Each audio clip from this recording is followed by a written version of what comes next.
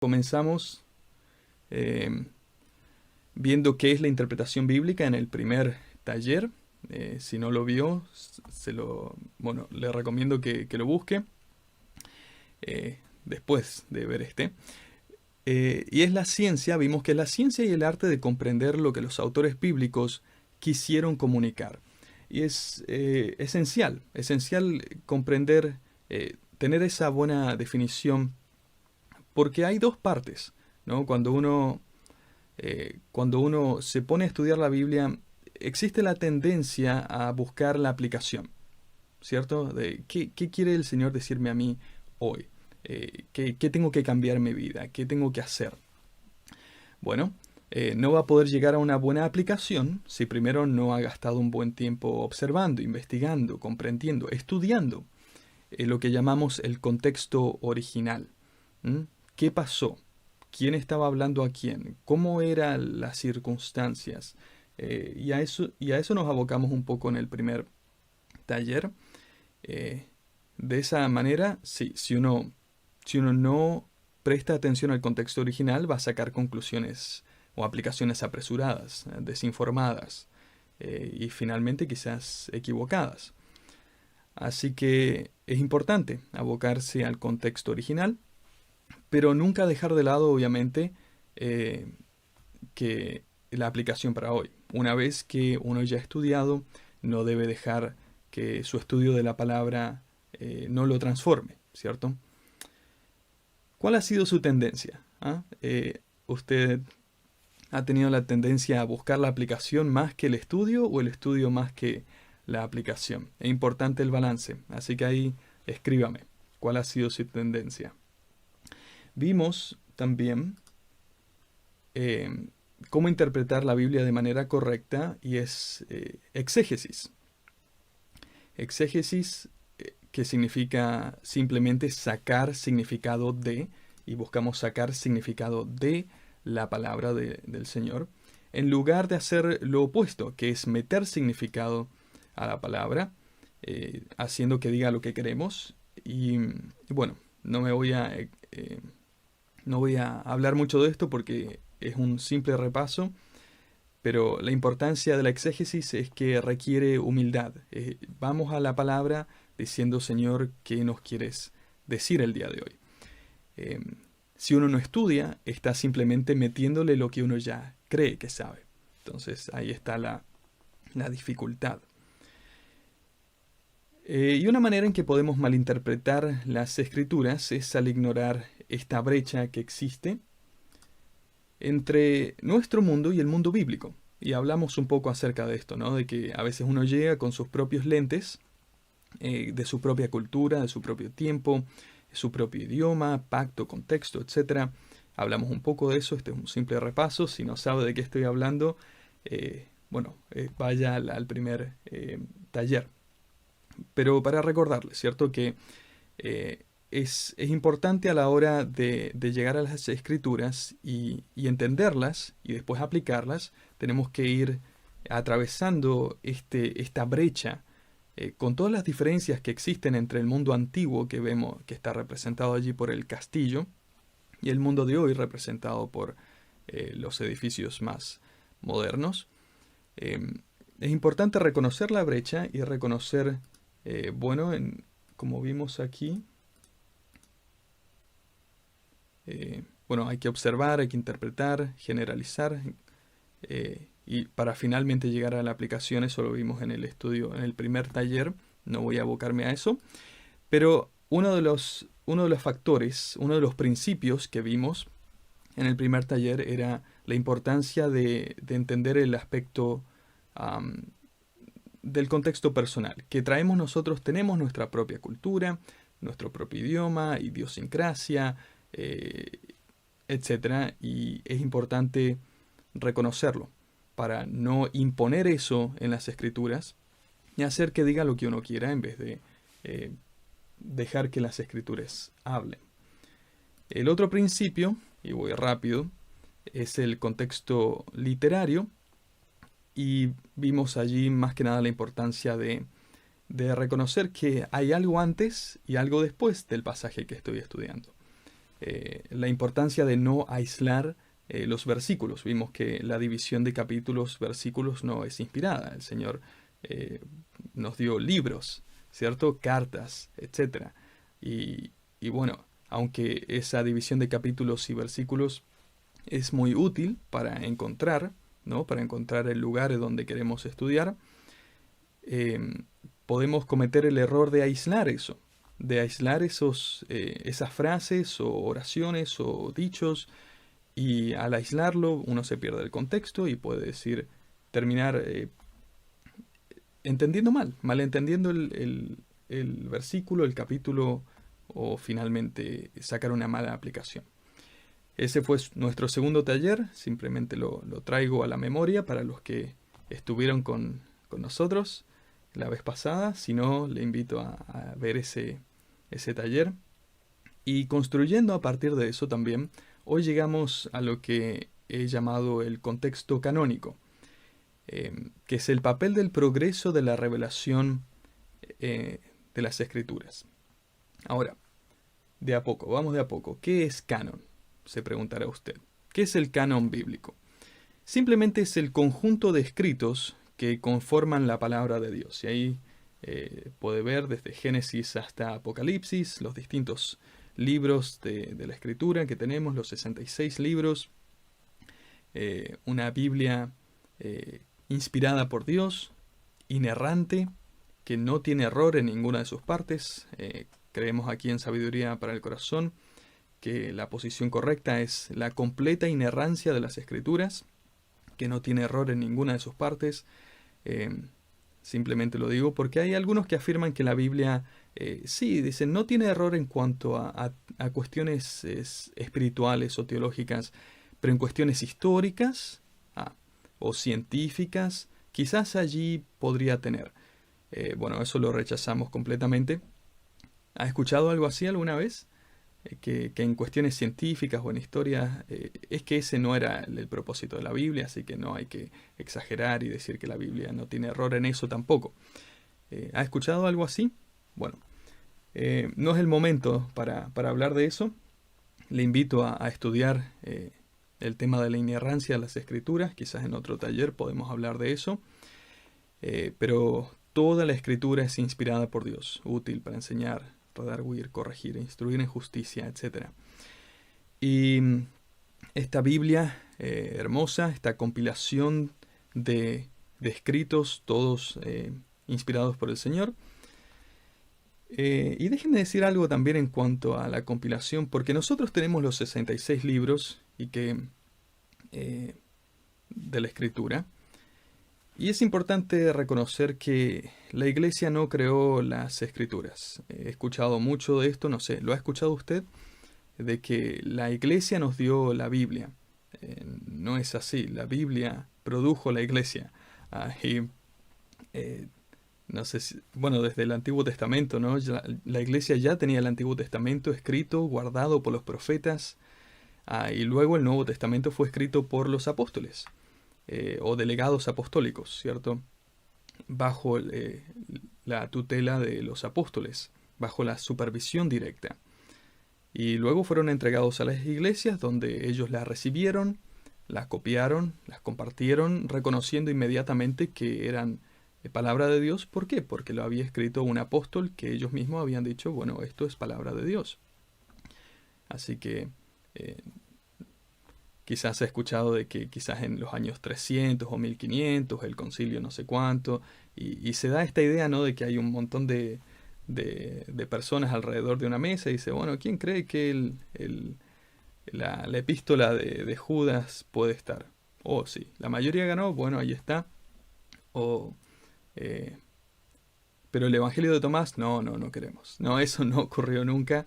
Las escrituras fueron escritas ya sea por profetas o apóstoles, y fueron reconocidas inmediatamente. Así que, para dejarlo en claro. Pero a eso nos referimos con el canon bíblico, a los libros inspirados por Dios que podemos confiar, y estamos confiándole nuestra vida, nuestro futuro eterno, ¿cierto? A lo que escuchamos y lo que leemos y lo que estudiamos en estas benditas palabras. Así que Ese es el canon, a eso nos referimos con canon. Ahora, ¿qué es el contexto canónico? ¿Qué hora es? Ok. Em, con el contexto canónico me refiero a reconocer el contexto del pasaje en el progreso de la revelación. ¿En qué momento de la Biblia se encuentra esto? Por ponerlo de alguna manera, ¿cierto? Si estamos en Mateo, ya todo el Antiguo Testamento ya ocurrió, ¿cierto? Entonces estamos reconociendo que algo vino antes. Que sí, está bien, no desconectamos así como no queremos desconectar los versículos del resto del libro, no queremos olvidar que ese libro también está en una progresión bíblica desde Génesis hasta Apocalipsis. Tenemos que reconocer el contexto, así como no aislamos los versículos y capítulos de su contexto, tampoco aislamos los pasajes del resto de la Biblia. Espero no ir muy rápido, estoy yendo muy rápido. Había considerado eso, de no aislar el pasaje del resto de la Biblia. Ahí puede escribírmelo en los comentarios o en el chat. Entonces, desde Génesis hasta Apocalipsis hay una historia, ¿cierto? Hay una trama. ¿Y por qué es importante ahora reconocer esto? Que la Biblia es un libro, ¿cierto? Aunque hay muchos libros dentro de este libro, es un libro que cuenta una historia completa. Porque ya me imagino que ya se estará dando cuenta por qué esto es importante. Primero para entender y en segundo lugar para aplicar. Primero para poder entender bien y luego para saber aplicarlo de manera correcta. Ahora, vamos con una ilustración. No sé si alguna vez ha llegado a... alguien está mirando la televisión y usted se sienta y el programa está empezado y dice, ¿y esto de qué se trata? ¿No? Y uno lo empieza a mirar y como que no lo entiende mucho, ¿no? Porque ya está empezado, ya quizás si va por la mitad, peor. Y si está al final, aún peor, ¿no? Porque no sabe, no va a entender o por lo menos no va a apreciar en profundidad lo que está mirando, ¿cierto? Si es que no lo empezó desde un comienzo, si es que no vio el programa desde un comienzo, no va o a entender bien o a apreciarlo en toda su profundidad.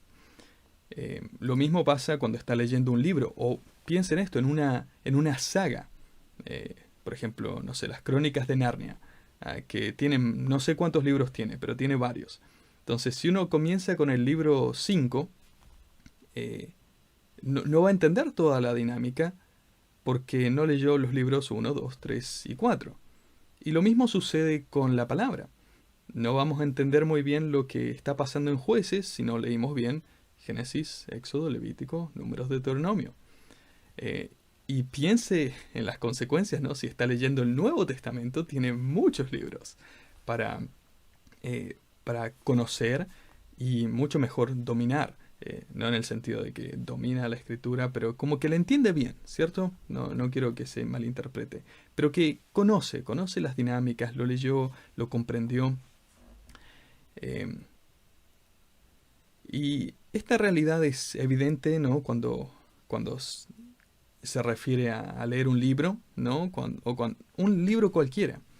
Pero a veces lo ignoramos a la hora de leer las escrituras. Así que a tener ojo. Y a eso me refiero con el contexto canónico. Vamos a ver ejemplos en cuanto a esto. Déjeme ver. Esta es una frase que se la saqué a un profesor mío, muy querido, de Nuevo Testamento en el Seminario Teológico Shepherds, y lo dijo de muy buena manera y lo repite seguido, así que por eso lo tengo bien memorizado.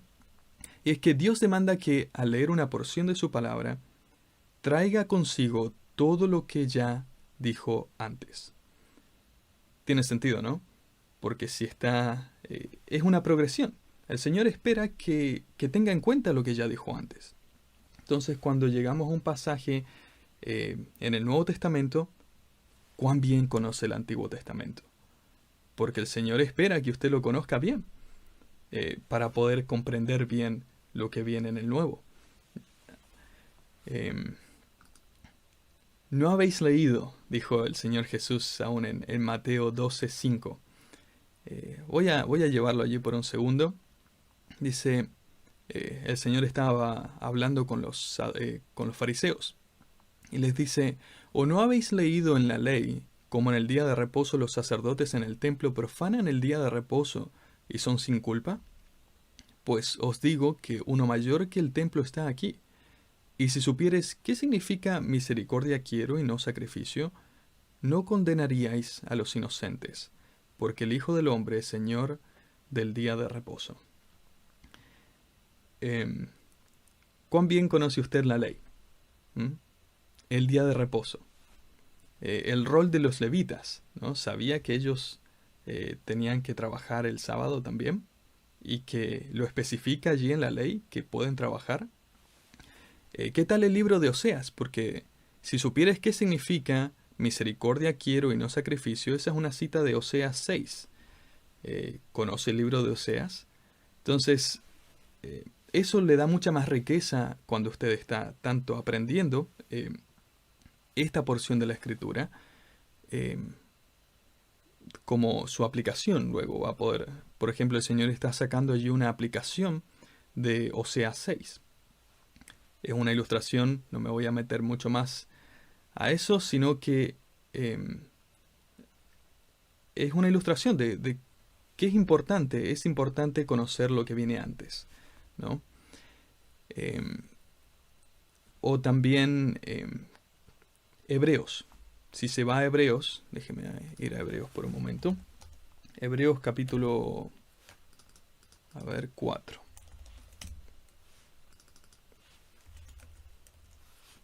No me está funcionando acá ok, creo que sí, ahora sí. Hebreos 4. Temamos pues, no sea que permaneciendo aún la promesa de entrar en su reposo. ¿Cuál es el reposo al que se refiere aquí?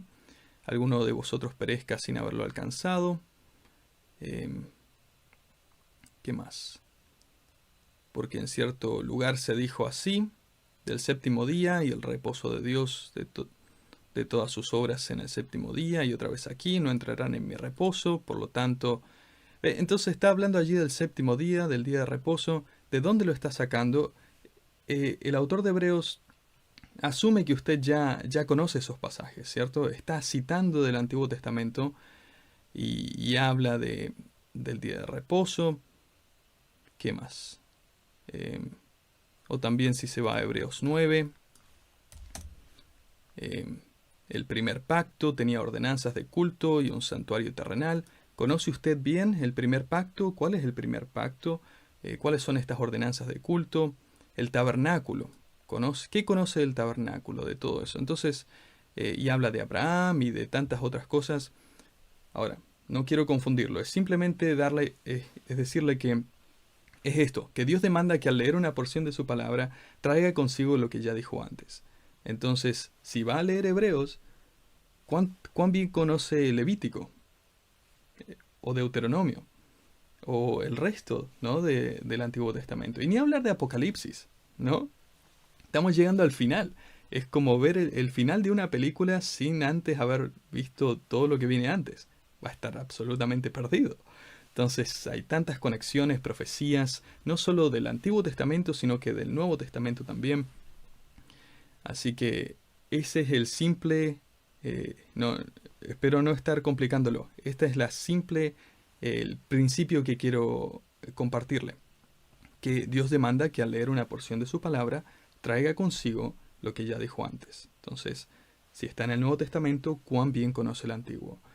Si está leyendo Apocalipsis, leyó el resto de la Escritura. Eso es importante a la hora de entender y a la hora de aplicar. Porque, por ejemplo, esto es simple. Me imagino que la mayoría aquí lo va a saber. ¿Qué animales se pueden comer animales? ¿Puede un creyente comer animales? Bueno, si lee Génesis del 1 al 9, allí no se podía, ¿cierto? En el jardín del Edén. Pero después, si lee en el pacto noético, allí en el Génesis capítulo 9. Déjeme ver dónde estamos. Génesis 9. Dios tiene este pacto con Noé y habla de que el temor y el miedo de vosotros estará sobre todo animal y sobre toda ave de los cielos, en todo lo que se mueva sobre la tierra y en todos los peces del mar. En vuestras manos son entregados. Todo lo que se mueve y vive os será para mantenimiento, así como las legumbres y plantas verdes os lo he dado todo. Entonces hace la distinción que antes de Noé, solo legumbres y plantas verdes. Después de Noé, todo lo que se mueve y vive. ¿Cierto? Entonces hay una distinción.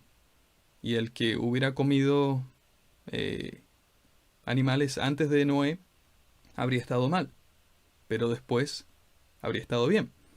Y después en el pacto mosaico, los israelitas bajo el pacto hecho en el tiempo de Moisés, puede ver allí que, por ejemplo, en Deuteronomio 14, solo algunos.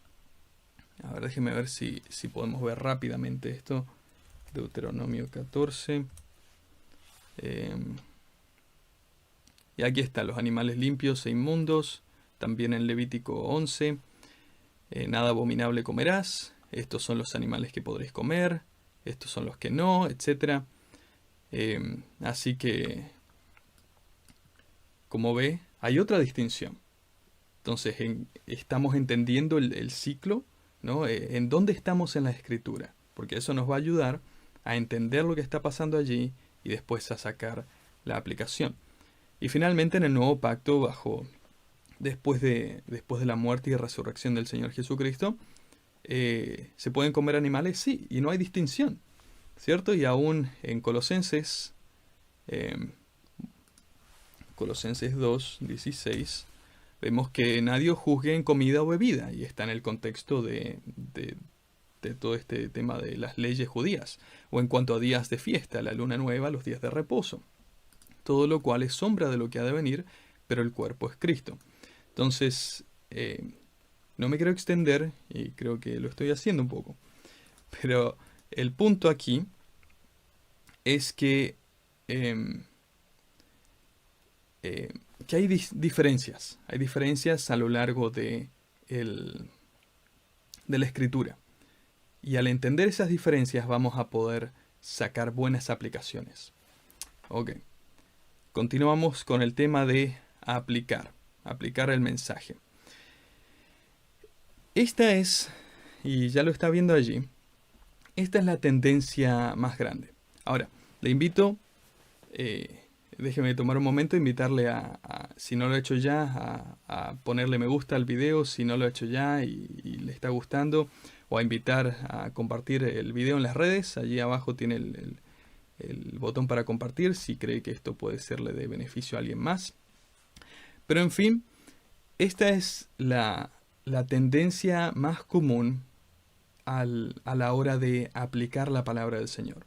Muchos se identifican con algún personaje de la Escritura y luego espiritualizan el resto. Ok, déjeme mostrarle lo que estoy queriendo decir con una ilustración. ¿Y cuál es el procedimiento correcto? Bueno, vamos a reconocer el contexto canónico. Lo vamos a ver en un segundo. David y Goliat, famoso. La tendencia común es, como le dije, a identificarse con un personaje y a espiritualizar el resto. Por ejemplo, David, uno dice, bueno, yo soy David y Goliat son mis problemas, o el pecado, o Satanás. O si es más espiritual va a decir, bueno, David es Cristo y Goliat es Satanás, o el pecado, etc. ¿Cierto? El problema allí es que la conexión me la inventé yo. Y puedo hacer... Es completamente subjetivo. ¿Por qué yo soy David? ¿Por qué Jesús es David? ¿Por qué Goliat son problemas o pecado o Satanás, etcétera? Esas son conexiones que yo me inventé y que no salen del texto. Ahora, ¿cuál es la clave? La clave es reconocer el contexto canónico. ¿A qué me refiero con eso? ¿Dijo algo Dios al respecto antes? Porque Dios espera que a la hora de entender la escritura, traiga lo que él ya dijo antes. ¿Dijo algo Dios al respecto de esto? ¿Se le viene algo a la mente? Ahí puede escribirlo en el chat. Para avanzar, le muestro aquí, le muestro rápidamente. Génesis 12:7.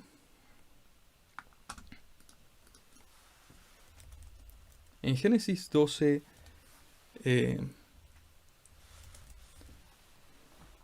en Génesis 12:7 vemos el pacto de Jehová con Abraham. Y Jehová le dice, le promete, a tu descendencia daré esta tierra. Y edificó allí un altar a Jehová, quien le había aparecido. Entonces ya Dios prometió a Abraham y a los descendientes de Abraham que iban a heredar la tierra prometida. Goliat y el ejército filisteo estaba en la tierra prometida y el ejército israelita estaba peleando contra los filisteos. ¿Para qué? Para sacarlos de esa tierra que Dios ya le había prometido a ellos que iban a poseer. Ok, eso nos empieza a decir algo. Y esta promesa se repite en Génesis, nuevamente en Éxodo, en Levítico, en Deuteronomio. Y en Deuteronomio también, en el pacto con el pueblo de Israel, allí en Deuteronomio 28:7, nos muestra cómo iba a suceder esto. Cuando entren a la tierra, con Josué y más adelante, Jehová derrotará a tus enemigos que se levantaren contra ti. Por un camino saldrán contra ti, y por 7 caminos huirán delante de ti. Entonces aquí está diciendo que no iba a ser, no era por el poder del ejército, sino que Dios mismo iba a derrotar a los enemigos. Y esta era una promesa, una garantía. ¿Para qué? Para que ellos pudieran tener su tierra. Si continuamos hasta el versículo 22, a ver, 28 y 22, déjeme ver, no creo, no, este no es lo que estoy buscando. Josué, pero dice lo mismo que dice Josué, déjeme ver, Josué 23:5. Ok, y Jehová vuestro Dios las echará a las otras naciones, está hablando, las naciones que iban a ser destruidas, las echará delante de vosotros y las arrojará de vuestra presencia, y vosotros poseeréis sus tierras como Jehová vuestro Dios os ha dicho. Esforzaos pues mucho en guardar y hacer todo lo que está escrito en el libro de la ley de Moisés, sin apartaros de ello ni a diestra ni a siniestra. Si continuamos, no os mezcléis con las naciones, pues ha arrojado Jehová delante de vosotros grandes y fuertes naciones hasta hoy. Nadie os ha podido resistir. Un varón de vosotros perseguirá a 1000, porque Jehová vuestro Dios es quien pelea por vosotros, como él dijo. Entonces, la promesa aquí es que no importaba contra quién peleaban, si era un ejército pequeño, si era contra un gigante, Dios iba a dar la victoria al pueblo de Israel cuando estuviera peleando para conseguir su tierra, para poseer la tierra que Dios les había prometido.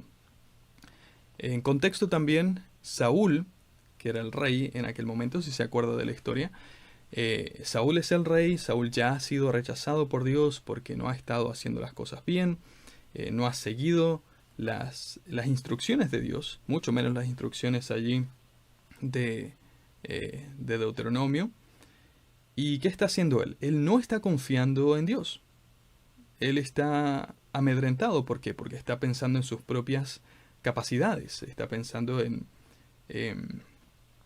si el poderío de su ejército es suficiente para derrotar a los filisteos. Y en este momento, tanto los filisteos como los israelitas creen que ninguno tiene ventaja sobre el otro. Por eso están los dos en sus propios puestos de batalla y están haciendo esta interesante pelea entre solo 2 personas para decidir qué está pasando. Entonces, ¿cuál es el principio? ¿No? Porque uno tiene que ahora sacar, entendiendo eso, uno ve que David, ¿qué está haciendo? ¿Qué está haciendo David? Él está confiando en la palabra de Dios. Está confiando en Dios y en su palabra. Ese es el principio. Y ese principio se traslada a cada época, ¿cierto? Y ahora uno puede aplicarlo a su vida, ¿cierto? Uno puede pensar, ¿confío yo en Dios y en sus promesas cuando hay dificultades? ¿No? Porque esta era una prueba de fe, prácticamente, ¿cierto? Voy a confiar en Dios, en que Dios va a cumplir su palabra, de que Él va a pelear por nosotros, aunque el enemigo es tan grande. ¿Confío en Dios cuando es la hora de demostrarlo? ¿O dudo de su amor, o de su perdón, o de su presencia, o de su poder, etcétera? ¿Qué otras aplicaciones puede sacar usted allí de eso? Que es confianza en Dios y en su palabra. Ahí uno puede sacar muchas aplicaciones. Y no depende de que si yo me identifico con David y David, si yo tengo la suficiente fe, voy a derrotar todos mis problemas, o voy a derrotar esto o lo otro. Porque si uno empieza a buscar las similitudes, no termina nunca uno, ¿no?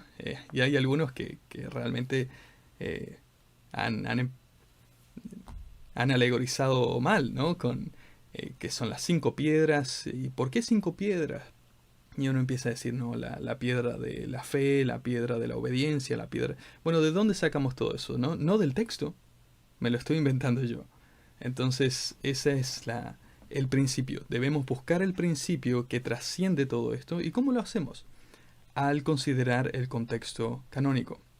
¿Qué estaba ocurriendo? ¿Dijo Dios algo en cuanto a esto ya? Así que eso es a considerar. Le doy otro ejemplo. A ver, déjeme ver si alguien ha escrito más. Desde Panamá.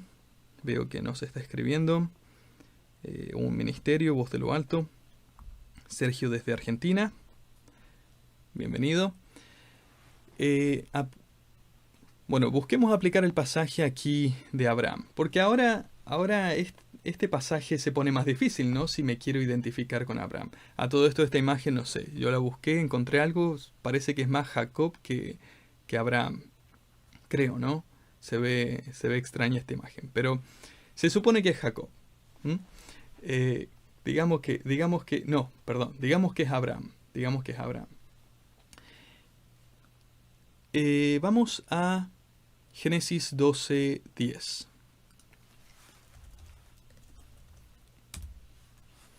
Abraham va a Egipto. Hay hambre en la tierra, y desciende Abraham a Egipto para morar allá, porque era grande el hambre en la tierra. Y aconteció que cuando estaba para entrar en Egipto, dijo a Sarai su mujer: He aquí, ahora conozco que eres mujer de hermoso aspecto. Y cuando te vean los egipcios dirán: su mujer es, y me matarán a mí, y a ti te reservarán la vida. Ahora pues, di que eres mi hermana, para que me vaya bien por causa tuya, y viva mi alma por causa de ti. Y aconteció que cuando entró Abraham a Egipto, los egipcios vieron que la mujer era hermosa en gran manera.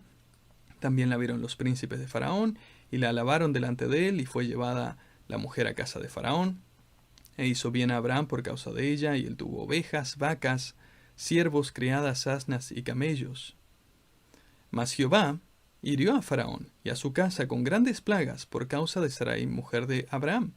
Entonces Faraón llamó a Abraham y le dijo: ¿Qué es esto que has hecho conmigo? ¿Por qué no me declaraste que era tu mujer? ¿Por qué me dijiste era mi hermana, poniendo en ocasión de tomarla para mí por mujer? Ahora pues, he aquí tu mujer, tómala y vete. Y entonces Faraón dio orden a su gente acerca de Abraham, y la acompañaron, y a su mujer, con todo lo que tenían.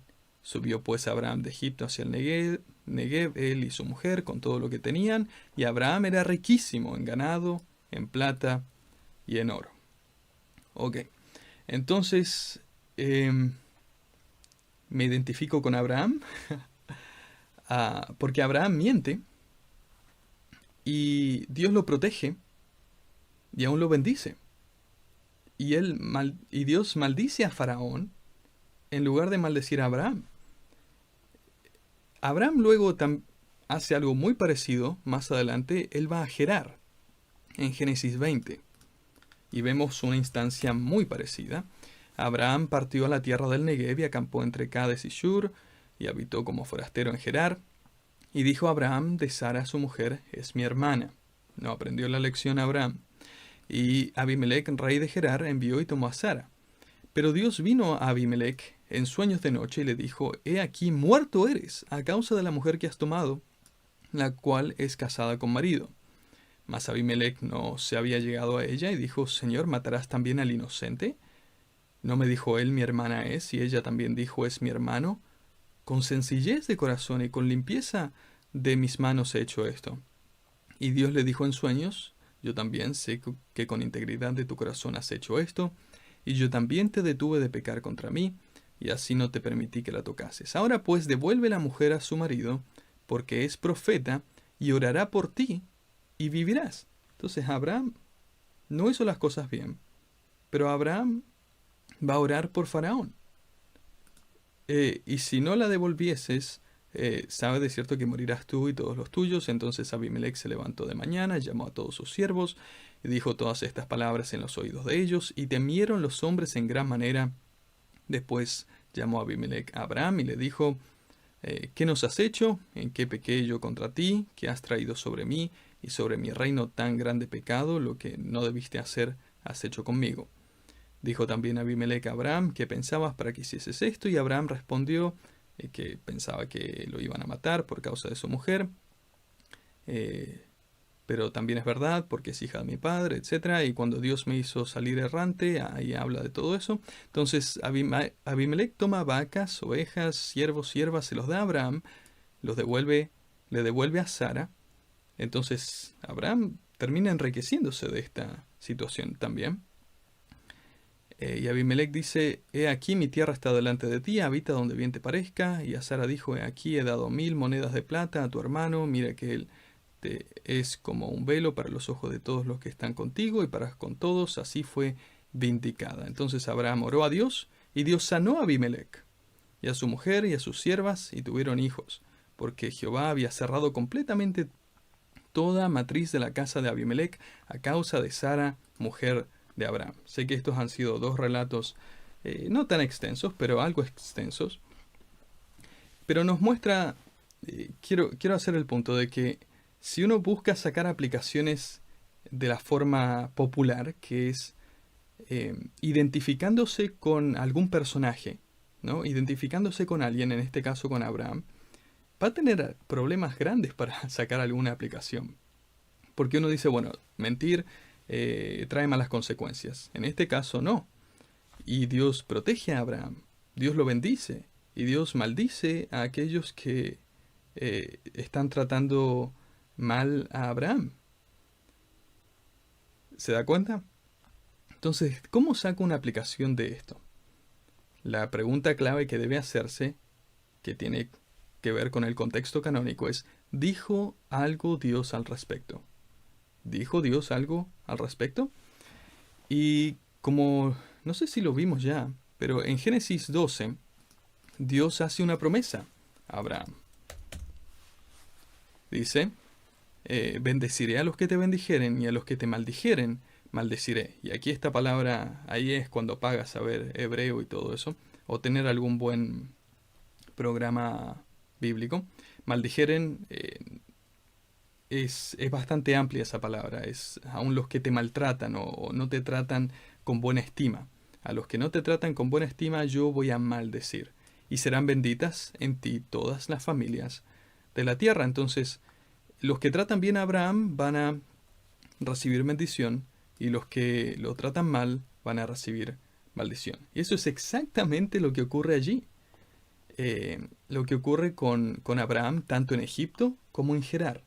Dios lo protege, Dios bendice a los que lo bendicen, y Dios allí maldice tanto a Faraón como a Abimelech por ellos ellos no sabían que estaban haciendo mal, pero estaban poniendo en riesgo el futuro de Abraham. También podemos compararlo con Génesis. Bueno, estamos en Génesis, así que tenemos que saber lo que viene antes. Génesis 3:15, que si se recuerda esta promesa del Señor con la humanidad, que pondría enemistad entre Satanás y la simiente de Satanás y la mujer, y entre tu simiente y la simiente suya, esta te herirá en la cabeza y tú le herirás en el calcañar. Entonces estamos hablando de que esta simiente, esta descendencia, va a haber una persona descendiente de la mujer que va a terminar destruyendo a la serpiente, a Satanás. Sabemos que ese es el Señor Jesucristo. Después en Génesis 15, vemos que Dios le promete a Abraham un hijo y él iba a ser, ¿no?, esta simiente. Y iba a continuar la línea de la simiente, de los descendientes. Vino palabra de Jehová a Abraham en visión diciendo: no temas, Abraham, yo soy tu escudo y tu galardón. Y Abraham le dice: ¿qué me darás siendo así que ando sin hijo? Y luego vino palabra de Jehová diciendo: no te heredará sino un hijo tuyo será el que te heredará. Y luego más adelante en el capítulo 17, 19, dice que ciertamente Sara tu mujer te dará a luz un hijo y llamarás su nombre Isaac. Y confirmaré mi pacto con él como pacto perpetuo para sus descendientes después de él. Entonces Dios dejó en claro, y fíjese, este Génesis 17 es antes del capítulo 20, ¿cierto? Cuando él va a Gerar y le da a su mujer a Abimelech, está poniendo en riesgo aún la descendencia que llegaría hasta el Mesías, ¿cierto? Entonces, por eso el Señor, porque es fiel a sus promesas, hace eso, aun cuando Abraham le es infiel. Ahora, ese es un principio hermoso, ¿cierto? Ahora, no es excusa para abusar de la gracia del Señor. No me escucha decir eso, pero es un ejemplo de la fidelidad de Dios. Cuando Él dice que va a hacer algo y no da condiciones, Él lo hace. Y esta es prueba de aquello. A Abraham le fue infiel. Abraham puso en riesgo aún el plan de redención y el Señor lo protegió. Si usted alguna vez se preguntó, ¿mi fidelidad acaso va a afectar la fidelidad de Dios? No. Dios va a permanecer fiel. Y ya que veo que Dios fue fiel en el pasado con Abraham, puedo estar más confiado aún de que Él lo va a seguir siendo. Segunda Timoteo 2 lo deja muy en claro. Segunda Timoteo 2:7 dice... no, ¿estamos bien? 2:7 o 2:17. ¿Dónde estamos? Creo que no lo tengo bien. El pasaje allí. Infieles. Déjenme ver. 13. Segunda Timoteo 2:13. Si fuéramos infieles, Él permanece fiel. Él no puede negarse a sí mismo. Bello pasaje, ¿no? Si sufrimos, también reinaremos con Él. Si le negáremos, Él también nos negará. Si fuéramos infieles, yo no pensaría que iba a decir, Él va a ser infiel con nosotros. Pero no. Él dice, si fuéramos infieles, Él permanece fiel. Él no puede negarse a sí mismo. Entonces, vemos allí claramente un ejemplo de la fidelidad de Dios, aun a pesar de la infidelidad de Abraham. Así que cada vez que dudamos del carácter de Dios, cuando fallamos, podemos aferrarnos a esta promesa de Dios y podemos mirar al ejemplo de Abraham. Cuando creemos que el Señor no nos va a amar después de haberle fallado, cuando dudamos de su presencia, de su perdón, de su cuidado, de nuestra misma salvación, ¿no? Cuando, aun si le fuéramos infieles, Él es fiel. Y Él nos ha dado maravillosas promesas. Déjeme ver qué hora es. La hora se nos está yendo. Pero déjeme mostrarle algunas. Por ejemplo, Juan 10:27. Mis ovejas oyen mi voz y yo las conozco y me siguen y yo les doy vida eterna y no perecerán jamás, ni nadie las arrebatará de mi mano. No hay... Esto es lo que el Señor está diciendo. ¿Le vamos a creer a Él? Juan 14, 2 al 3. En la casa de mi Padre muchas moradas hay. Si así no fuera, yo los hubiera dicho. Voy pues a preparar lugar para vosotros. Y si me fuere y os prepararé lugar, vendré otra vez y os tomaré a mí mismo, para que donde yo estoy, vosotros también estéis. Entonces podemos confiar en estas promesas. Romanos 5. Estoy simplemente dando ejemplos de promesas que aplican para nosotros. Justificados pues por la fe tenemos paz para con Dios por medio de nuestro Señor Jesucristo, por quien también tenemos entrada por la fe a esta gracia en la cual estamos firmes y nos gloriamos en la esperanza de la gloria de Dios. Primera Juan 1:9, famoso, ¿cierto? Que si confesamos nuestros pecados, Él es fiel y justo para perdonar nuestros pecados y limpiarnos de toda maldad. Esa es una promesa de Dios. Y si fuéramos infieles, Él sigue siendo fiel. Sabemos que, si continuamos en 1:25, 1 Juan 1:25, si decimos que no hemos pecado, le hacemos a Él mentiroso y su palabra no está en nosotros. Ese no era el que quería, pero eso es cierto también.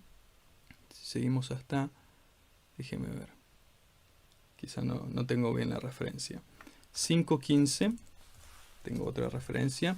Si sabemos que Él nos oye en cualquier cosa que pidamos, sabemos que tenemos las peticiones que le hayamos hecho. Así que tenemos confianza en Él, que si pedimos alguna cosa conforme a su voluntad, Él nos oye. Entonces, tenemos tantas promesas en las que podemos afirmarnos, ¿no? Y si el Señor nos ha dado una promesa incondicional, Él va a cumplir su palabra. Y tenemos el ejemplo aquí de Abraham, quien fue infiel, y el Señor siguió siendo fiel. Así que, nuevamente, no es una excusa para abusar de la gracia de Dios, pero es tan necesario y nos llena de aliento, ¿no? Cuando sabemos que le hemos fallado al Señor y venimos con corazón contrito ante Él, sabemos que Él va a seguir siendo fiel. Es un ejemplo también de la soberanía de Dios, porque Él cumplió sus propósitos a través de Abraham, aun cuando Él puso en riesgo, por así decirlo, todo el plan de redención, al darle a Sara a Abimelech, porque a través de Sara iban a ser el Redentor. Pero el Señor cumplió sus propósitos en Abraham, a través de Abraham, y aún a pesar de Abraham. Y lo mismo con nosotros, porque ningún propósito de Dios puede ser estorbado, como leemos en Job 42:2. Famoso también Romanos 8:28, muchos los tenemos memorizado, que todas las cosas ayudan a bien, ¿cierto? Entonces, Abraham, nuevamente, ¿cómo aplicamos el pasaje de Abraham a nuestras vidas? Bueno, entendemos el contexto canónico. ¿Qué dijo Dios algo acerca de esa situación? Y si es así, ¿cuál es el principio que encontramos allí? Y vemos que Dios fue fiel, mientras que Abraham no lo fue. Y eso lo podemos aplicar hoy a nuestras vidas también. Déjeme ver también. Hablamos un poco acerca de los pactos y voy a hablar de esto muy brevemente. No es el tiempo para hablar de los pactos y de la forma que lo presenté aquí no fue hablar de que hay distintos pactos y todo eso, sino que ¿qué es lo que viene antes? ¿Dijo Dios algo ya al respecto? Y creo que esa es una forma más simple de entender el tema por ahora. Cuando tratamos de entender lo que está sucediendo en un pasaje dado y cuando buscamos aplicarlo a nuestra vida. ¿Qué pactos bíblicos conoce usted? Un pacto, a todo esto, es una relación que comienza con un juramento solemne, donde alguien promete que va a serle fiel a la otra persona en las formas que define en el pacto. Y en este caso, por ejemplo, está el pacto con Abraham, hay varios más, está el de Noé, por ejemplo, pero está el pacto de Abraham. Lo puede encontrar en Génesis 12, también está reiterado en Génesis 13, 17, en el 22 también creo. Entonces, allí Dios le promete, y lo vimos. Déjeme mostrarle brevemente. Génesis 12:1, que iba a ser de él una nación grande, que lo iba a bendecir, engrandecer su nombre y ser una bendición. Y como vemos más adelante, esta promesa era que Dios le iba a dar una tierra a Abraham, le iba a dar una nación, un reino, y iba a ser de bendición, iba a traer, en otras palabras, iba a traer redención. ¿Por qué? Porque el hijo de la simiente que iba a pasar por Abraham, por Israel, por Jacob, finalmente por Judá y finalmente hasta el Señor Jesús iba a traer redención. Y estos pactos, que le invito allí a estudiarlos más en su tiempo, está el pacto abrámico, estamos fuera de orden, pero bueno, el pacto mosaico, le invito allí también a leer el pacto que vemos allí con Moisés. Especialmente, ese no es todo el pacto mosaico, que pongo ahí de Deuteronomio 28, 29, 30. Solamente algunas cosas que son importantes, ¿no? Para tener en mente. Esos capítulos son claves para entender el resto de la escritura. Se lo voy a mostrar brevemente. Pero el pacto con Moisés podría pensarlo como el desarrollo de la promesa de la tierra. A Abraham se le prometió tierra, un reino, o sea, una nación, y finalmente que Judá iba a ser el que iba a reinar, y redención. Y en el pacto mosaico vemos cómo se desarrolla esta promesa de la tierra. Y vimos un poco de eso cuando hablamos de David contra Goliat, ¿cierto? Que Dios iba a darle la tierra y que él iba a pelear en contra de los enemigos.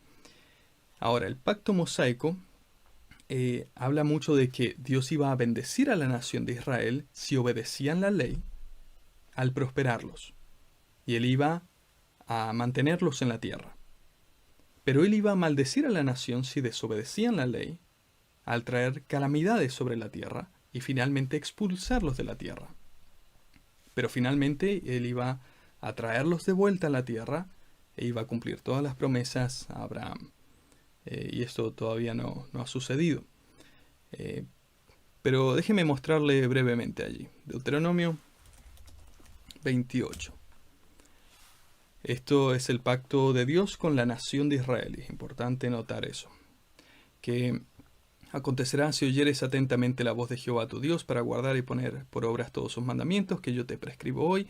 También Jehová tu Dios te exaltará sobre todas las naciones de la tierra. Entonces está hablando con la nación de Israel. Importante notar contexto, ¿no? El contexto. ¿Quién le está hablando a quién? ¿A quiénes son estas promesas? Y vendrán sobre ti todas estas bendiciones, si te alcanzarán, si oyeres la voz de Jehová tu Dios. Bendito serás tú en la ciudad, bendito en el campo, el fruto de tu vientre, el fruto de la tierra, el fruto de las bestias, la cría de las vacas, etc. La canasta, el entrar, tu salir, te enviará bendición, etc. Entonces, al cumplir esta ley, Israel, al cumplir la ley de Dios que había juramentado con Dios en este pacto, donde una parte era Jehová, el otro era el pueblo de Israel, Dios iba a bendecir. Y esto tenía mucho que ver, como ve, con la tierra, con habitar en la tierra. A ver, déjeme continuar. Te pondrá Jehová por cabeza y estarás por encima, etc. Y si no te apartares de todas las palabras que yo te mando hoy, ni a la diestra ni a siniestra, para ir tras dioses ajenos y servirles. Pero acontecerá, si no oyeres la voz de Jehová tu Dios, para procurar cumplir todos sus mandamientos y estatutos que te intimo hoy, vendrán sobre ti todas estas maldiciones y te alcanzarán. Maldito en la ciudad y en el campo, y lo mismo que dijo antes, ahora es maldito. Jehová enviará contra ti la maldición, hasta que seas destruido y perezcas pronto a causa de la maldad de tus obras. Mortandad, fiebre, inflamación, etc., sequía, calamidad repentina. Los cielos que están sobre tu cabeza serán bronce. ¿A qué se refiere? No va a haber lluvia, va a ser un calor insoportable. La tierra debajo de ti de hierro. No vas a poder clavar la pala sobre la tierra, no vas a poder abrir el surco para plantar los vegetales, etc. Dará Jehová por lluvia a tu tierra polvo y ceniza. Y continúa, ¿no? Y continúa hablando mucho en cuanto a esto. Y si no hicieres, todo esto vendrá contra ti. Ahora, lea el resto de la historia de Israel. Continúe desde Jueces hasta Malaquías, ¿no? Y esto es exactamente lo que ve. Cuando el pueblo de Dios se iba con otros dioses, Dios traía una maldición y buscaba traerlos de vuelta. Y si no obedecían, traía algo más y había más maldición. A ver, déjeme ver. Vendrán sobre ti todas estas maldiciones y perseguirán y te alcanzarán hasta que perezcas, por cuanto no habrás atendido a la voz de Jehová tu Dios para guardar sus mandamientos y estatutos. Déjeme ver dónde están. Servirás a tus enemigos. Jehová traerá contra ti una nación de lejos, del extremo de la tierra, que vuele como águila, nación cuya lengua no entiendas. ¿Quién fue eso? Fue Babilonia, si recuerda. Pondrá sitio a todas tus ciudades, todo eso ocurrió. Déjeme ver. Es largo, pero ahí puede tomarse usted el tiempo para leerlo. Y Jehová te esparcirá por todos los pueblos, desde un extremo de la tierra hasta el otro extremo, y allí servirás a dioses ajenos que no conociste, tú ni tus padres, al leño y a la piedra, etc. Entonces, ¿qué es eso? ¿Es la historia de Israel o no? Israel tuvo sus tiempos de bendición cuando obedeció la ley de Jehová y le fue bien y Dios los prosperó, y bajo David floreció el reino, bajo Salomón también hubieron riquezas, etc. ¿Y qué pasó? Luego el reino se dividió. ¿Por qué? Porque Salomón empezó a hacer las cosas mal, pecó de varias formas que, bueno, vamos a ver brevemente mañana. Pero eso es lo que sucedió. Las cosas empezaron a ir de mal en peor. Las maldiciones de Dios recayeron sobre el pueblo hasta que finalmente fueron esparcidos. Y sí, espero no confundirlo acá con todo el movimiento. Pero llegamos al capítulo 30 y dice que sucederá que cuando hubieran venido sobre ti todas estas cosas, la bendición y la maldición que he puesto delante de ti, y te arrepintieres en medio de todas las naciones donde te hubiera arrojado Jehová tu Dios, y te convirtieres a Jehová tu Dios y obedecieres su voz, entonces Jehová hará volver a tus cautivos, y tendrá misericordia de ti, y volverá a recogerte de entre todos los pueblos donde te hubiera esparcido Jehová tu Dios. Aun cuando tus desterrados estuvieran en las partes más lejanas que hay debajo del cielo, de allí te recogerá Jehová tu Dios, y te tomará, te hará volver, y circuncidará Jehová tu Dios tu corazón y el corazón de tu descendencia, para que ames a Jehová tu Dios con todo tu corazón y con toda tu alma, a fin de que vivas. Eso no ha ocurrido aún, pero el Señor promete que un día la nación completa va a volver y va a arrepentirse delante del Señor, y allí va a cumplir todas las cosas que ha prometido. En fin, no quiero tomar más tiempo del que ya he tomado con eso. Después está el pacto de David, que habla, el pacto de Moisés habla mucho acerca de la tierra, van a volver a la tierra finalmente. El pacto de David nos habla de que él iba a reinar, ¿cierto? Que se enfoca más en la promesa del reino de la nación, que el linaje y reino de David va a durar para siempre, que el trono de David va a ser establecido para siempre, y obviamente el Señor Jesucristo es ese descendiente de David que va a reinar por siempre. Y finalmente tenemos el nuevo pacto, especialmente lo vemos en Jeremías 31, que se enfoca más del lado de la redención, ¿no? Que serían de bendición. Si se acuerda del pacto de Abraham, que iban a ser de bendición. Jeremías 31, 34. O desde antes. No. Sí, 31 del 31. Y aquí vienen días, dice Jehová, en los cuales haré nuevo pacto con la casa de Israel y con la casa de Judá, no como el pacto que hice con sus padres el día que tomé su mano para sacarlos de la tierra de Egipto, o sea, el pacto con Moisés, porque ellos invalidaron mi pacto, aunque fui yo un marido para ellos, dice Jehová. Pero este es el pacto que haré con la casa de Israel después de aquellos días, dice Jehová.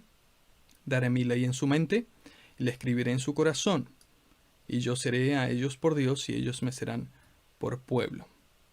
No enseñarán más ninguno a su prójimo, ni ninguno a su hermano, diciendo, conoce a Jehová, porque todos me conocerán, desde el más pequeño hasta el más grande. Suena muy parecido a lo que leímos, ¿no? Allí en Deuteronomio, ¿no? Que él iba a dar un nuevo corazón. Bueno, en el nuevo pacto Dios promete que iba a escribir la ley en el corazón de su pueblo, que iba a crear en ellos un nuevo corazón, que iba a darles el conocimiento del Señor.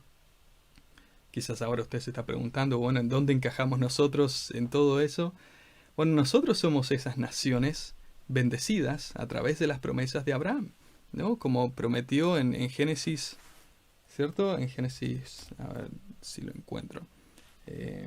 Génesis 15, que serán benditas en ti todas las naciones. ¿Dónde está? Déjeme buscar.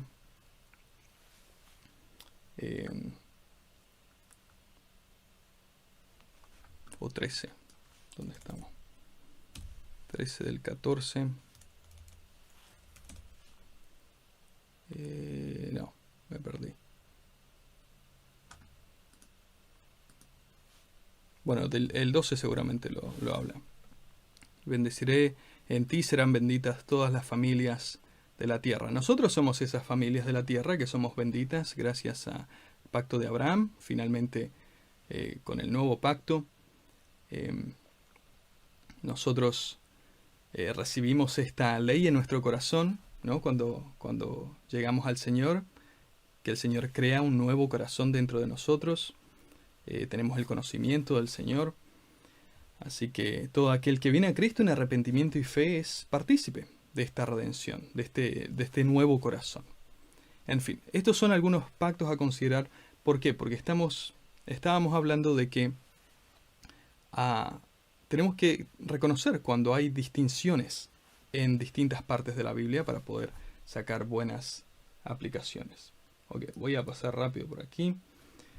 Vemos que para aplicar el pasaje buscamos, esto es lo que no queremos hacer, simplemente identificarnos con alguien y luego espiritualizar el resto, sino que queremos hacer lo siguiente. Estamos concluyendo. Considerar la Biblia como una historia completa. Eso es lo que estábamos hablando, de que es una historia completa, entonces tenemos que saber lo que viene antes, después. Reconocer el progreso de la revelación bíblica. Y finalmente prestar atención a los distintos pactos, tratos y requerimientos de Dios.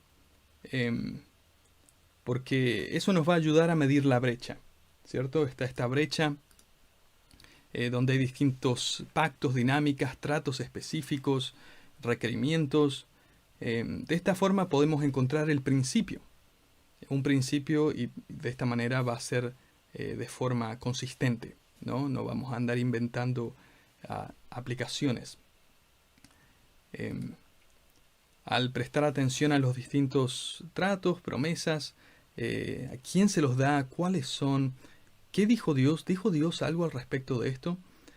Nos ayuda a reconocer las diferencias entre personas, grupos de personas. Así no nos apropiamos de cosas que no deberíamos. Medimos bien la brecha y sacamos el principio correcto.